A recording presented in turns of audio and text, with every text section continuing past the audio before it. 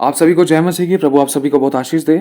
मेरे भाई और बहनों, आज कुछ बहुत ज़रूरी बात बतानी है। ध्यान से सुनना, प्रभु का आत्मा जब से बात करेगा ये वाली बातें हमें जानना बहुत ज़रूरी है, क्योंकि आज हम दूसरे परमेश्वर के बड़े अभिषिक्तों को या किसी प्रकार के कोई भी प्रॉफिट्स हैं, अपोस्टल्स हैं, अभिषिक्त हैं, तो उनको आज हम इस नाम से पुकारते हैं कि मैन ऑफ गॉड, यस, या फिर वुमेन ऑफ गॉड, है ना। तो ये शब्द हम मोस्टली हमारी जुबान पर रहता है, ये हमने सुना भी है। मैं ये नहीं कह रहा कि ये गलत है, अपने आप को वचन के द्वारा करेक्ट करेंगे। जहां हम गलत है, प्रभु का आत्मा हमें करेक्ट करेगा, क्योंकि कोई भी परफेक्ट नहीं है। ठीक है, तो अगर हम वचन से देखें, वचन हमें क्या बताता है। लिखा है पहला कुरिन्थियों 4 अध्याय और पहली आयत में, यहाँ लिखा है, मनुष्य हमें मसीह के सेवक और परमेश्वर के भेदों के भंडारी समझे। अब देखो, यहाँ पर पौलुस हमें बताते हैं कि मनुष्य, पूरी मानव जाति, अगर कोई भी अगर हमें कुछ समझ रहा है तो सिर्फ ये समझे कि हम परमेश्वर के दास हैं, सेवक हैं, सेवक हैं। यहाँ पर परमेश्वर के सेवकों के बारे में बताया गया है। पौलुस ने यहाँ पर कहा है, और भी कई सारी जगह लिखा है, पुराने नियम में भी दास को लेकर और नए नियम में भी दास और सेवक को लेकर लिखा है। बहुत सारी बातें लिखी दास और सेवक को लेकर।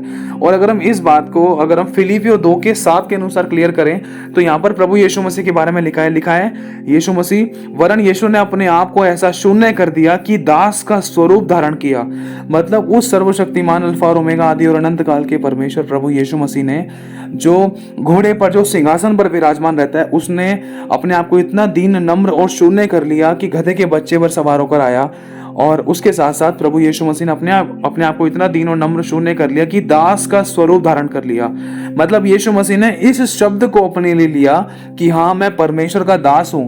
क्यों? क्योंकि यीशु मसीह ने खुद बताया है। क्यों? जो यीशु मसीह ने कहा है वो खुद करके भी दिखाया है। क्योंकि लिखा है, जो सबसे बड़ा होना चाहता है वो सबका दास बने, और जो सबसे ऊंचा होना चाहता है वो सबसे छोटा बने।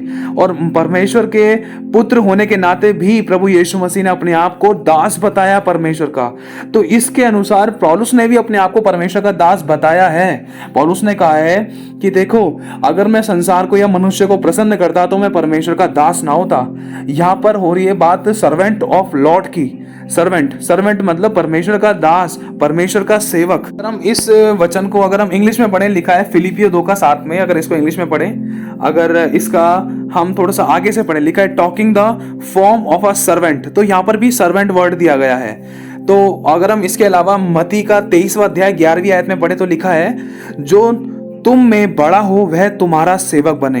क्योंकि देखो मेरे भाई और बहनों, यीशु मसीह सच में बड़ा है और उसने अपने आप को सेवक बनाया, अपने चेलों के पांव तलक धो दिए। और यीशु ने कहा, तुम मुझे गुरु कहते हो, स्वामी कहते हो, हाँ वरन मैं हूं, लेकिन फिर भी मैंने तुम्हारे पांव धोए। और ऐसा ही तुम भी एक दूसरे के साथ किया करो। क्यों? क्योंकि यीशु मसीह ने खुद करा तो दूसरों को भी यही शिक्षा दी है। तो इसीलिए प्रभु भी यहाँ पर सिखा रहा है। जब प्रभु यीशु मसीह खुद परमेश्वर का दास बन गया, सेवक बन गया, इतना नम्र और दीन हो गया, क्रूस की मृत्यु भी सहली, तो पौलुस भी इसी बात को क्लियर कर रहे हैं कि देखो, और मत्ती में भी लिखा है कि जो तुम में बड़ा हो वह तुम्हारा सेवक बने। अगर इसको हम इंग्लिश में पढ़ें तो लिखा है, he that is the greatest among you shall be your servant. यहां पर भी सर्वेंट वर्ड आया है सेवक होने के लिए, सेवक के लिए सर्वेंट वर्ड आया है। तो इस बात को आप समझ सकते हो। अगर हम कभी किसी को कॉल करें या किसी को बुलाएं, परमेश्वर के किसी सेवक को अगर हम पुकारते हैं, तो अगर हम ये कहें ना कि सर्वेंट ऑफ लॉर्ड या सर्वेंट ऑफ गॉड, तो ये बहुत भली और बहुत अच्छी बात है। इस शब्द के द्वारा भी परमेश्वर की महिमा होगी। अगर हम ये शब्द बोलेंगे ना तो लोग जानेंगे, समझेंगे, देखेंगे और सुनकर इस बात से चकित होंगे कि सर्वेंट बोला, यार किसका सर्वेंट है? अच्छा, परमेश्वर का दास है। अच्छा, परमेश्वर की दासी है, परमेश्वर का सेवक है। अच्छा, परमेश्वर की सेवक आई है। और बहुत कुछ लेकर, बहुत सारी बातों को सिर्फ शब्दों के द्वारा भी परमेश्वर को महिमा मिलेगी। क्यों? क्योंकि यीशु मसीह ने इस बात को क्लियर किया है। क्योंकि यीशु मसीह ने अपने आप को परमेश्वर का दास बनाया है, चेलों के पैर तक धो लिए और सबका सेवक बन गया। यीशु मसीह ने खुद कहा कि मैं सेवा करवाने के लिए नहीं, वरन मैं सेवा करने के लिए ही आया हूं। और यीशु मसीह ने वही करके दिखाया। और उसके बाद ही तो पिता की महिमा सामर्थ्य रूप से प्रकट हुई। क्यों? क्योंकि यीशु मसीह ने अपने आप को परमेश्वर का दास और सेवक बताया। और यही बात चेले भी कहते हैं। और चेलों ने यीशु मसीह को परमेश्वर का पुत्र भी कहा है। आप सोचो, जब वो परमेश्वर का पुत्र है तो भी फिर भी वो अपने आप को सेवक बता रहा है, तो हम कहां स्टैंड करते हैं? हमें भी परमेश्वर का अपने आप को सेवक बताना चाहिए, अगर हम कभी परमेश्वर की सेवा करते हैं तो। ये बिना मतलब में नहीं, हमारे नाम के आगे पीछे कुछ भी ऐसे ही नहीं लग जाता जब तक स्वर्ग से ना दिया जाए।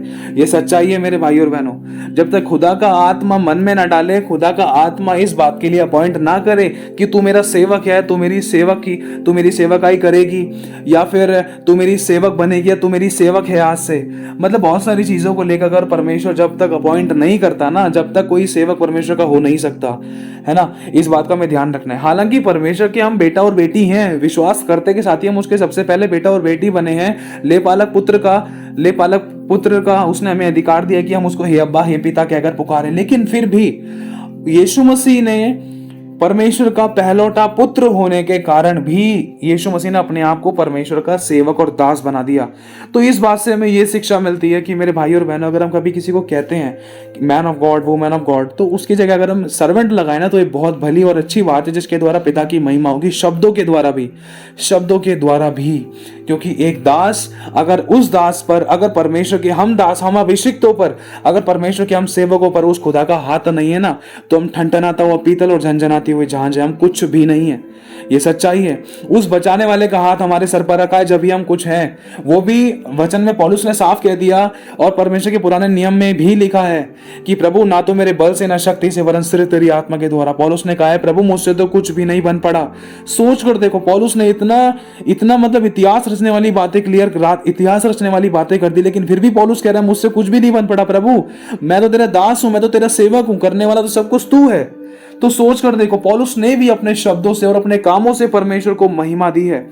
आपके लिए एक और वचन पढ़ देना चाहता हूं। मत्ती का 12वां अध्याय और 18वीं आयत में लिखा है कि देखो यह मेरा सेवक है। यह प्रभु यीशु मसीह के बारे में कहा गया है। यह मेरा सेवक है जिसे मैंने चुना है, मेरा प्रिय, जिससे मेरा मन प्रसन्न है। मैं अपना आत्मा उस पर उड़ेलूंगा और वह अन्य जातियों को न्याय का समाचार देगा।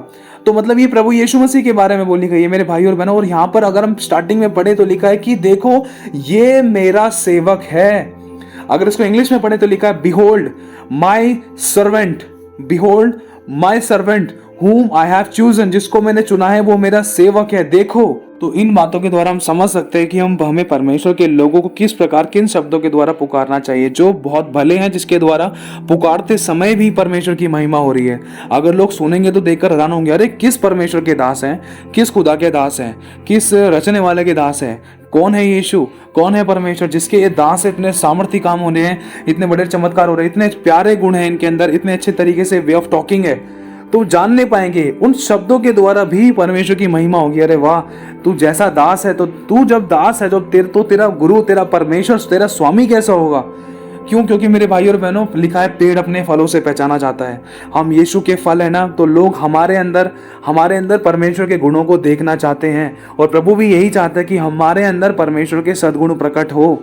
तो प्रभु आशीष दे आप सभी को। जय मसीह की। हमें ये बोलना चाहिए कि servant of Lord, servant of God. तो प्रभु आशीष दे आप सभी को। जय मसीह की।